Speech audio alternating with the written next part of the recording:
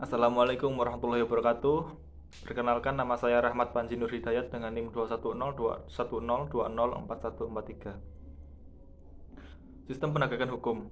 Menurut sebagian pendapat, penegakan hukum diartikan sebagai kegiatan menyelaraskan hubungan nilai-nilai atau kaidah-kaidah hukum yang ideal dan merealisasikannya dalam sikap, perilaku, serta berbagai aktivitas untuk menciptakan social engineering, memelihara dan mempertahankan kedamaian dalam lingkungan hidup, dan dapat disimpulkan bahwa sistem penegakan hukum adalah terkait dengan adanya keserasian antara nilai-nilai dan kaidah hukum dengan perilaku nyata manusia.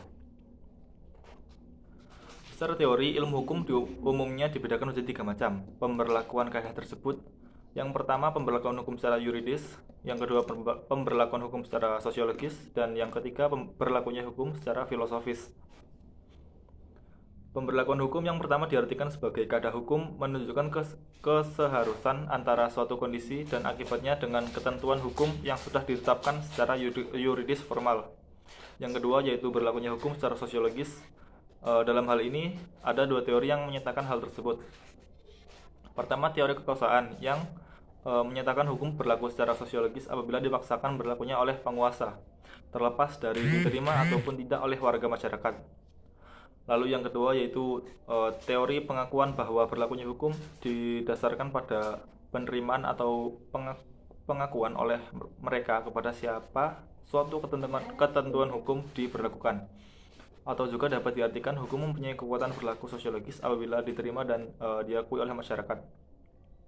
Dan yang ketiga, mengandung arti bahwa berlakunya hukum sesuai dengan cita-cita hukum sebagai nilai positif tertinggi. Dengan demikian, dapat disebutkan bahwa apabila kaidah hukum tersebut diartikan sebagai suatu patokan dan pedoman untuk dapat bergaul dan berinteraksi dengan baik secara terciptanya kedamaian dan ketentraman hidup, sehubungan dengan landasan dan sasaran berlakunya hukum sebagaimana dijelaskan di atas. Agar hukum dapat berfungsi dengan baik, diperlukan keserasian dalam hubungan antara empat faktor, antara lain: yang pertama, hukum atau peraturan itu sendiri; yang kedua, mentalitas petugas yang menegakkan hukum; yang ketiga, fasilitas yang diharapkan untuk mendukung pelaksanaan hukum; dan yang terakhir, kesadaran hukum, kepatuhan hukum, dan kesadaran warga. Pentingnya penegakan hukum. Keberadaan hukum bagi masyarakat sangatlah penting, mengingat bahwa di antara fungsi hukum dalam masyarakat adalah menjadi petunjuk pengendali tingkah laku individu atau kelompok dalam kehidupan masyarakat, sehingga hukum dapat berperan untuk menegakkan keadilan, keteraturan, ketentraman, dan ketertiban. Dari sini dapat disimpulkan bahwa hukum di tengah masyarakat merupakan suatu hal yang tidak dapat ditawar lagi. Dengan adanya hukum, dengan sendirinya setiap anggota masyarakat akan mengorganisir struktur pribadinya agar jangan sampai melanggar hukum. Hal ini karena kalau terjadi pelanggaran, seseorang harus berhadapan dengan hukum dan dikenakan sanksi hukum yang berlaku guna terciptanya masyarakat yang aman, tertib, dan penuh tanggung jawab. Hukum penting ditegakkan karena di balik upaya tersebut ada tujuan dan fungsi yang diperjuangkan demi kepentingan masyarakat. Tujuan-tujuan yang dimaksud antara lain menciptakan ketertiban dan ketentraman serta menegakkan keadilan. Assalamualaikum warahmatullahi wabarakatuh. Perkenalkan, nama saya Wanda Afika Sulfi Hasana dengan NIM 2102102042116. Di sini saya akan menjelaskan tentang rendahnya penegakan hukum di Indonesia. Rendahnya penegakan hukum di Indonesia sudah berlangsung cukup lama. Sejak masa Orde Lama, upaya memanipulasi hukum untuk kepentingan ekonomi dan politik sudah mulai terlihat dan banyak dipraktekkan. Demikian halnya pada masa Orde Baru. Hukum dimanipulasi untuk mengembangkan pembangunan yang di sini hukum menjadi bersifat represif, melanggar hak-hak asasi masyarakat yang ujung-ujungnya memberi legitimasi terhadap apa yang sekarang disebut dengan KKN, korupsi, kolusi, dan nepotisme. Kini masyarakat sudah tidak percaya lagi kepada lembaga-lembaga penegak hukum yang dianggap sudah kehilangan integritas dan kredibilitasnya sebagai tempat untuk memperoleh kebenaran dan keadilan. Seperti pembunuhan, penjarahan, dan pembakaran merupakan pelecehan terhadap supremasi hukum dan menggantikannya dengan supremasi massa. Kenyataan ini salah satu akibat dari sistem penegakan hukum yang masih sangat rendah dengan berbagai faktor yang melingkupinya. Berikut beberapa faktor yang menghambat terhadap penegakan hukum di Indonesia. Faktor yang pertama, lemahnya substansi atau materi perundangan. Menurut Friedman, yang dimaksud substansi adalah aturan, norma, dan pola perilaku nyata manusia yang berada dalam sebuah sistem atau hukum. Substansi juga berarti produk yang dihasilkan oleh orang yang berada di dalam sistem hukum tersebut, meliputi peraturan-peraturan yang disusun, dikeluarkan, dan diberlakukan. Yang kedua, aparat penegak hukum yang tidak profesional dan tidak bermoral. Aparat penegak hukum di sini meliputi aparat-aparat yang di berbagai institusi-institusi penegakan hukum, seperti kepolisian, kejaksaan, dan pengadilan. Dari berbagai aparat penegak hukum yang ada, banyak ditemukan aparat penegak hukum yang menyalahgunakan jabatan untuk hal-hal yang justru bertentangan dengan tugas dan tanggung jawab yang diembannya. Karenanya, hukum sering dimanipulasi untuk melindungi pihak-pihak yang memiliki kekuasaan yang lebih tinggi, memenangkan pihak-pihak tertentu yang memberikan keuntungan secara materi, dan memihak kepada kepentingan-kepentingan politik tertentu. Buktinya sampai saat ini aparat penegak hukum yang belum secara optimal melakukan upaya-upaya dalam penuntasan berbagai kasus, misalnya kasus korupsi, kasus narkoba, dan pelanggaran HAM.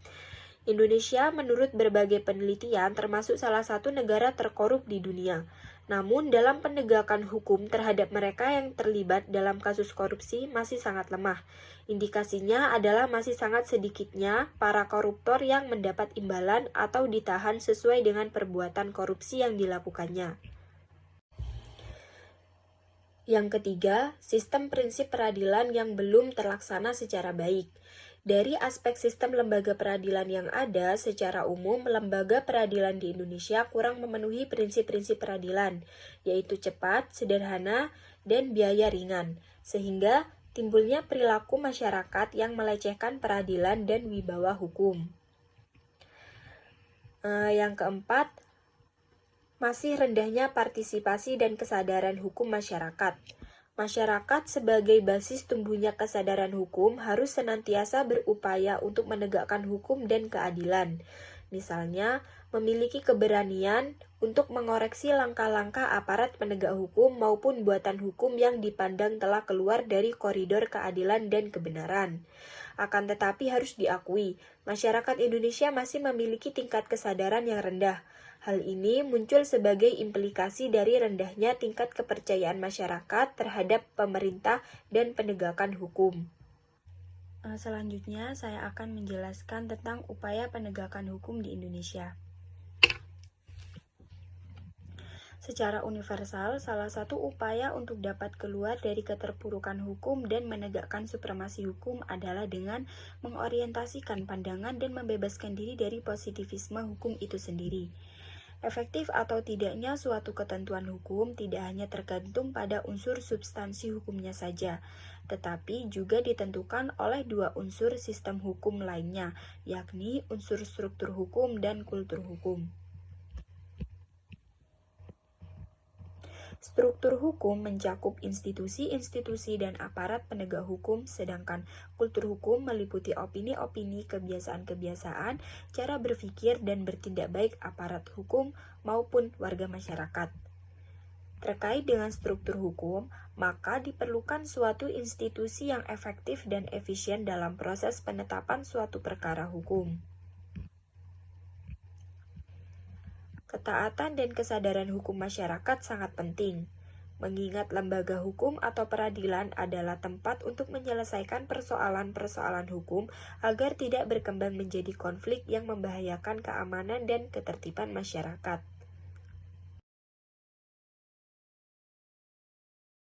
Assalamualaikum warahmatullahi wabarakatuh. Saya Najila Siti Cehani dengan NIM 210, 210, 204, 212. Di sini saya akan menjelaskan tentang definisi hak asasi manusia dan juga perkembangan hak asasi manusia di Indonesia. Yang pertama yaitu definisi hak asasi manusia. Dalam definisi hak asasi manusia terbagi menjadi beberapa pengertian sebagai berikut. Yang pertama, pengertian hak asasi manusia untuk para ahli. Menurut H. Artilar, hak asasi manusia ialah hak-hak yang sudah ada atau melekat pada tiap-tiap manusia, dan tanpa mempunyai hak-hak itu, tiap-tiap manusia itu tidak dapat hidup selayaknya manusia. Hak ini didapatkan sejak lahir ke dunia. Yang kedua, menurut Profesor Koncoro Purbo Pranoto, hak asasi manusia adalah suatu hak yang sifatnya mendasar atau juga asasi. Hak-hak yang dipunyai pada tiap-tiap manusia tersebut dengan berdasarkan kodratnya, pada hakikatnya tidak dapat dipisahkan sehingga akan bersifat suci. Yang ketiga, menurut John Locke, hak asasi manusia ialah hak-hak yang secara langsung diberikan oleh Tuhan Yang Maha Esa pada tiap manusia sebagai hak yang kodrati. Oleh sebab itu, tidak ada kekuatan di dunia ini yang dapat mencabutnya. Hak asasi manusia sifatnya fundamental atau mendasar bagi tiap kehidupan manusia dan pada hakikatnya sangat suci. Yang keempat, menurut Peter R. Baer, hak asasi manusia ialah hak dasar yang bersifat mutlak dan juga harus dipunyai pada tiap insan untuk perkembangan dirinya tersebut. Dan yang terakhir, menurut Undang-Undang Nomor 39 Tahun 1999, hak asasi manusia ialah seperangkat hak yang sudah ada pada diri manusia sebagai makhluk ciptaan Tuhan Yang Maha Esa. Yang mana hak ini ialah anugerah wajib untuk dihargai dan juga untuk dilindungi oleh pada tiap orang untuk dapat melindungi harkat dan juga martabat manusia. Yang kedua, secara umum, hak asasi manusia secara umum dapat diartikan sebagai hak-hak yang melekat pada diri setiap manusia sejak lahir dan tidak dapat dipisahkan dari manusia tersebut sehingga mereka diakui keberadaannya tanpa membedakan ras, warna kulit, bahasa, agama, politik, kewarganegaraan, kekayaan, dan kelahiran tanpa adanya diskriminasi. Yang kedua, perkembangan hak asasi manusia di Indonesia. Perkembangan hak asasi manusia di Indonesia dibagi menjadi dua periode, yaitu periode sebelum kemerdekaan dan juga periode setelah kemerdekaan. Yang pertama, periode sebelum kemerdekaan, tahun 1908 sampai 1945. Pada periode ini ditandai dengan kemunculan berbagai organisasi pergerakan nasional. Lahirnya berbagai organisasi tersebut tidak lepas dari sejarah pelanggaran hak asasi manusia yang dilakukan oleh penjajah. Berikut adalah organisasi yang lahir pada periode ini. Yang pertama, Budi Utomo 1908. Organisasi ini memperjuangkan hak kebebasan berserikat dan mengeluarkan pendapat. Yang kedua, Sarekat Islam pada tahun 1911. Organisasi ini memperjuangkan hak penghidupan yang layak dan bebas dari penindasan dan diskriminasi rasial. Keempat, Perhimpunan Indonesia pada tahun 1925. Organisasi ini memperjuangkan hak untuk menentukan nasib sendiri. Dan yang terakhir, Pendidikan Nasional Indonesia pada tahun 1931. Memperjuangkan hak untuk menentukan nasib sendiri, hak untuk mengeluarkan pendapat, hak untuk berserikat dan berkumpul, hak persamaan di muka hukum, dan hak untuk turut penyelenggaraan negara. Sesudah kemerdekaan, periode 1945 sampai 1950. Pemikiran HAM pada periode awal pasca kemerdekaan masih menekankan pada hak untuk merdeka, hak kebebasan untuk berserikat dan berkumpul melalui organisasi politik, dan hak kebebasan untuk menyampaikan pendapat terutama di parlemen. Yang kedua, periode 1950 sampai 1959. Periode ini dikenal sebagai masa pemerintahan parlementer yang menganut prinsip demokrasi liberal. Sejalan dengan prinsip tersebut, implementasi pemikiran hak asasi manusia pada periode ini lebih memberi ruang bagi perkembangan lembaga demokrasi, seperti A. Kemunculan partai politik dengan beragam ideologi, adanya kebebasan pers, pemilu dengan sistem multiparti, kendali parlemen atau pemerintah, dan wacana pemikiran hak asasi manusia yang kondusif karena pemerintah memberikan kebebasan. Yang ketiga, periode 1959 sampai 1966. Periode ini merupakan awal masa demokrasi terpemimpin, di mana kekuasaan terpusat kewenangan mengontrol presiden. Akibat dari model pemerintahan ini adalah tidak adanya pemikiran hak asasi manusia. Pemerintah membatasi hak sipil dan hak politik warga negara, seperti hak untuk berserikat, berkumpul, dan mengeluarkan pikiran dengan tulisan. Yang keempat, periode 1966 sampai 1988. Periode ini dikenal dengan masa pemerintahan Orde Baru. Pemikiran hak asasi manusia pada periode ini dibagi dalam 3 kurun waktu. Yang pertama pada tahun 1967, pemerintah berusaha melindungi kebebasan dasar manusia ditandai dengan adanya hak uji material yang diberikan kepada Mahkamah Agung. Yang kedua, pada tahun 1970 sampai 1980, pemerintah cenderung melakukan hak asasi manusia dengan sikap defensif yang tercermin dalam produk hukum yang bersifat restriktif atau membatasi. Hak asasi manusia, kebijakan pemerintah tersebut didasarkan antara lain pada alasan bahwa hak asasi manusia adalah produk pemikiran Barat dan dianggap tidak sesuai dengan nilai-nilai luhur budaya bangsa yang tercermin dalam Pancasila. Yang terakhir pada tahun 1990-an, pembentukan lembaga penegakan hak asasi manusia seperti Komisi Nasional atau Komnas Hak Asasi Manusia pada tahun 1993. Terakhir periode 1988 sampai sekarang. Pada periode ini, pemerintah melakukan amandemen Undang-Undang NRI pada tahun 1945 untuk menjamin hak asasi manusia. Pemerintah menetapkan Undang-Undang Nomor 39 Tahun 1999 tentang HAM dan Undang-Undang Nomor 26 Tahun 2000 tentang Peradilan HAM. Selain itu, dibentuk Kantor Menteri Negara Urusan HAM yang kemudian digabung dengan Departemen Hukum dan Perundang-undangan menjadi Departemen Kehakiman dan HAM. Terdapat pula Rencana Aksi Nasional Hak Asasi Manusia pada tahun 1998 sampai 2003 yang direncanakan oleh Presiden B.J. Habibie melalui Keputusan Presiden Nomor 129 Tahun 1998 tentang Rencana Aksi Nasional Hak Asasi Manusia atau RANHAM. Indonesia pada tanggal 25 Juni 1998 yang kemudian diubah dengan Keputusan Presiden Nomor 61 Tahun 2003. Pada 22 Juni 2015 telah ditandatangani Peraturan Presiden atau Perpres Nomor 75 tentang Rencana Aksi Nasional Hak Asasi Manusia tahun 2015 sampai 2019. Perpres ini dibuat berdasarkan pertimbangan RANHAM tahun 2011 sampai 2014 yang telah berakhir dan perlu dilanjutkan. RANHAM adalah dokumen yang memuat sasaran, strategi, dan fokus kegiatan prioritas Rencana Aksi Nasional Hak Asasi Manusia Indonesia. RANHAM digunakan sebagai acuan kementerian, lembaga, dan pemerintah daerah dalam melaksanakan HAM. Sekian dari saya. Wassalamualaikum warahmatullahi wabarakatuh. Bentuk pelanggaran HAM. Definisi bentuk pelanggaran HAM ada dua, yaitu pelanggaran HAM secara umum dan pelanggaran HAM menurut undang-undang. Pelanggaran HAM secara umum mempunyai pengertian yaitu suatu tindakan pelanggaran kemanusiaan yang dilakukan baik oleh individu, berkelompok terhadap hak asasi orang lain tanpa ada alasan yang mendasarinya.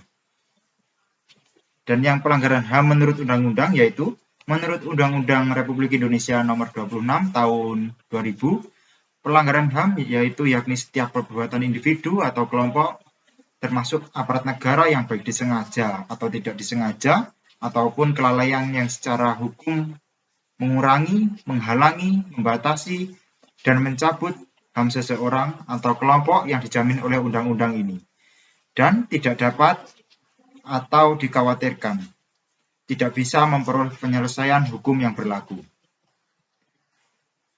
Dalam pelanggaran HAM, ada dua jenis bentuk pelanggaran HAM berdasarkan sifatnya, yaitu pelanggaran HAM biasa dan pelanggaran HAM berat. Pelanggaran HAM biasa mempunyai arti, yaitu kasus pelanggaran HAM yang ringan dan tidak sampai mengancam keselamatan jiwa orang. Tetapi hal ini jika dibiarkan akan berbahaya dalam waktu yang lama. Seperti contoh, pencemaran lingkungan secara sengaja, penggunaan bahan berbahaya pada makanan yang disengaja, dan lain sebagainya. Yang kedua yaitu pelanggaran HAM berat.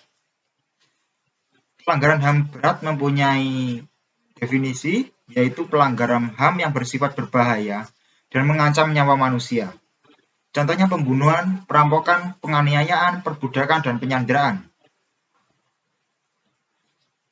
Pada pelanggaran HAM berat ini diklasifikasikan menjadi dua, menurut Undang-Undang RI Nomor 26 Tahun 2000 tentang Pengadilan HAM.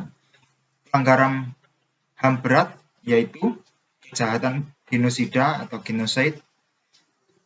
Kejahatan genosida yaitu setiap perbuatan yang dilakukan dengan maksud menghancurkan atau memusnahkan seluruh atau sebagian kelompok bangsa, ras, kelompok etnis, atau kelompok agama.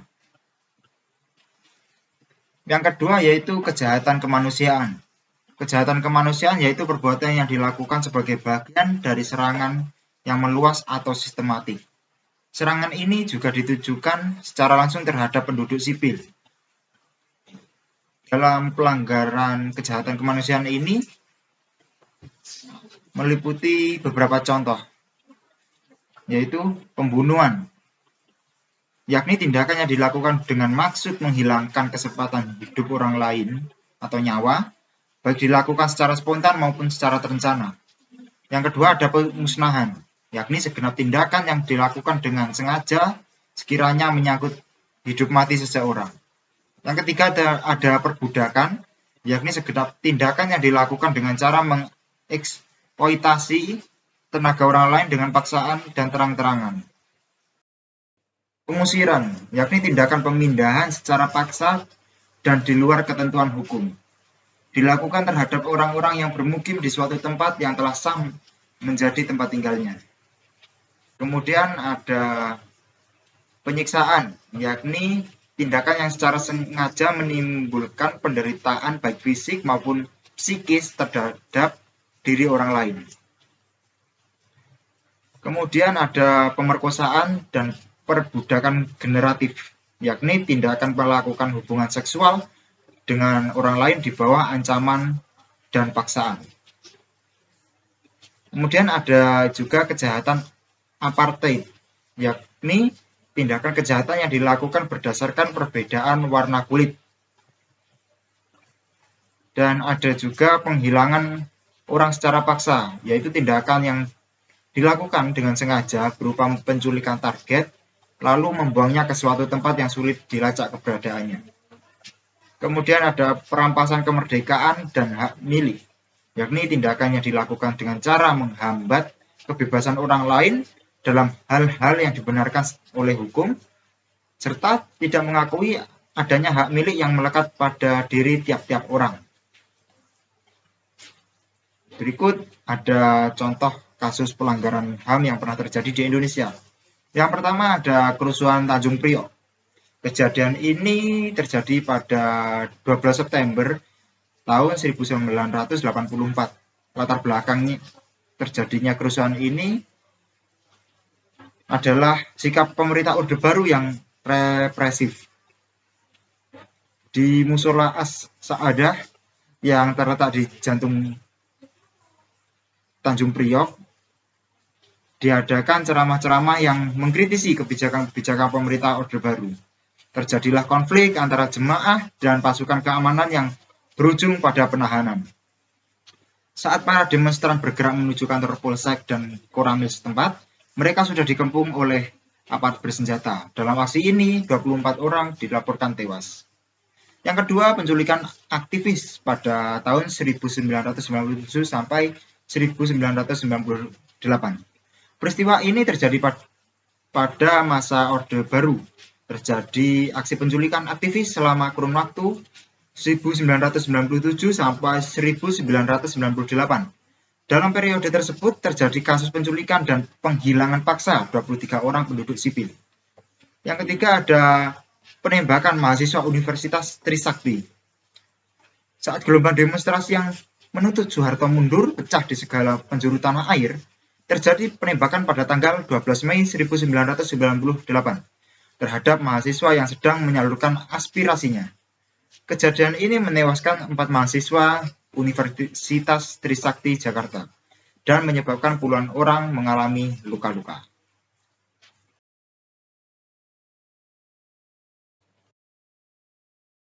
Upaya penegakan HAM. Penegakan HAM ini sangat diperlukan karena banyak kasus yang telah merenggut HAM orang lain.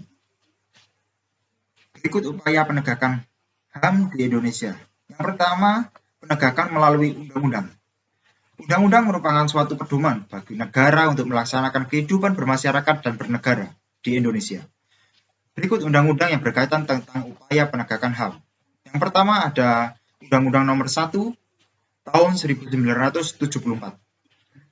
Mengatur tentang perkawinan dan pernikahan. Ialah hak asasi yang dimiliki individu yang termasuk dalam hak asasi individu atau personal rights. Yang kedua ada MPR nomor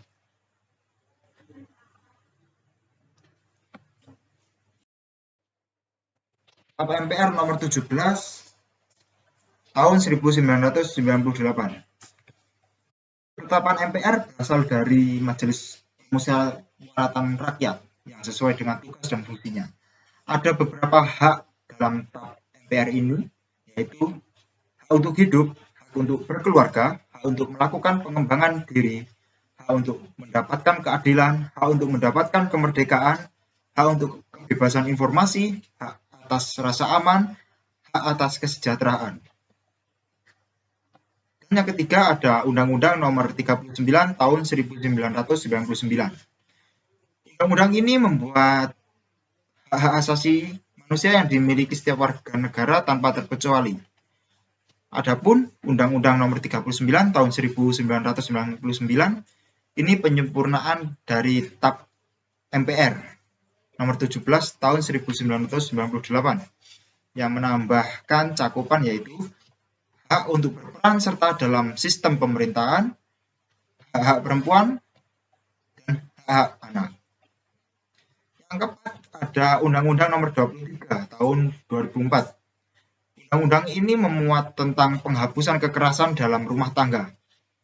Undang-undang ini sebagai tindak lanjut dari Undang-Undang Nomor 1 Tahun 1974 yang mengatur tentang perkawinan. Berikutnya ada Undang-Undang Nomor 35 Tahun 2014. Undang-undang ini merupakan perubahan dari Undang-Undang Nomor 23 Tahun 2003 tentang perlindungan anak. Undang-undang ini memuat tentang hak asasi yang dimiliki oleh masyarakat Indonesia, khususnya hak yang dimiliki setiap anak di Indonesia. Yang terakhir ada di Undang-Undang Dasar 1945 mulai dari pasal 27 sampai ke 34. Pasal 27 mengatur tentang kesamaan kedudukan di mata hukum. Yang ke-28, pasal ke-28 yaitu menjamin hak asasi manusia secara menyeluruh. Yang ke-29, kebebasan memeluk agama dan kepercayaan. Yang ke-30, setiap warga negara berhak dan wajib ikut dalam bela negara. Yang ke-31, hak dan kewajiban memperoleh pendidikan. Yang ke-32 yaitu memajukan kebudayaan nasional. Yang ke-33 yaitu landasan perekonomian dan pengelolaan sumber daya alam. Dan yang ke-34 mendapat jaminan sosial. Dan upaya yang kedua yaitu pembentukan Komisi Nasional atau Komnas. Di Indonesia ada beberapa komisi nasional yang menegakkan HAM, yaitu Komisi Nasional Perempuan dan Komisi Nasional Anak Indonesia. Komisi Nasional Perempuan merupakan komisi nasional yang dibentuk oleh pemerintah dalam melakukan upaya penegakan hak asasi manusia, khususnya pada hak asasi perempuan. Tujuan Komisi Nasional ini yaitu menghapuskan bentuk-bentuk kekerasan terhadap kaum wanita, menegakkan hak asasi manusia, khususnya perempuan di Indonesia, meningkatkan upaya penanggulangan kekerasan terhadap perempuan, dan Komisi Nasional Anak Indonesia atau KPAI merupakan komisi yang menangani perlindungan anak di Indonesia. KPAI dibentuk pada 20 Oktober 2002. Komisi ini memiliki tugas pokok yaitu pengawasan terhadap jalannya perlindungan anak yang ada di Indonesia, baik di dalam lingkungan keluarga, masyarakat maupun pendidikan. Dan upaya yang ketiga yaitu pembentukan pengadilan HAM. Pembentukan pengadilan HAM di Indonesia merupakan salah satu usaha pemerintah dalam upaya penegakan HAM. Pengadilan ini berperan khusus dalam menangani kejahatan genosida dan kejahatan kemanusiaan. Keberadaan pengadilan HAM di Indonesia merupakan salah satu langkah dalam menegakkan keadilan bagi warga negara Indonesia, khususnya yang berkaitan dengan pelanggaran HAM. Dan upaya yang terakhir yaitu penegakan HAM melalui proses pendidikan, merupakan penanaman konsep tentang HAM itu sendiri kepada peserta didik yang ikut di dalam proses pendidikan. Harapannya adalah peserta didik dapat melakukan penegakan HAM secara sederhana, misalnya dengan melakukan penerapan Pancasila dalam kehidupan bermasyarakat sebagai berikut. Di Indonesia sendiri, hak asasi manusia dijunjung tinggi dalam kehidupan bermasyarakat dan bernegara, sesuai dengan nilai-nilai luhur Pancasila sebagai dasar negara kita. Pengakuan dan penghormatan terhadap hak asasi manusia di dalam masyarakat telah dilakukan dari zaman nenek moyang kita, meskipun dulu belum mengenal dengan betul apa itu hak asasi manusia. Nenek moyang kita di Indonesia mengenal hak asasi manusia sebagai hak-hak sebagaimana umumnya seperti hak yang tercantum dalam Undang-Undang Dasar 1945. Setiap warga negara Indonesia mempunyai hak untuk memperjuangkan hak-hak asasinya jika hak-hak asasi tersebut belum terpenuhi secara maksimal. Setiap warga negara Indonesia tidak perlu merasa takut atau sungkan dalam menuntut hak asasinya, karena terdapat dasar hukum yang mengatur semuanya. Terima kasih.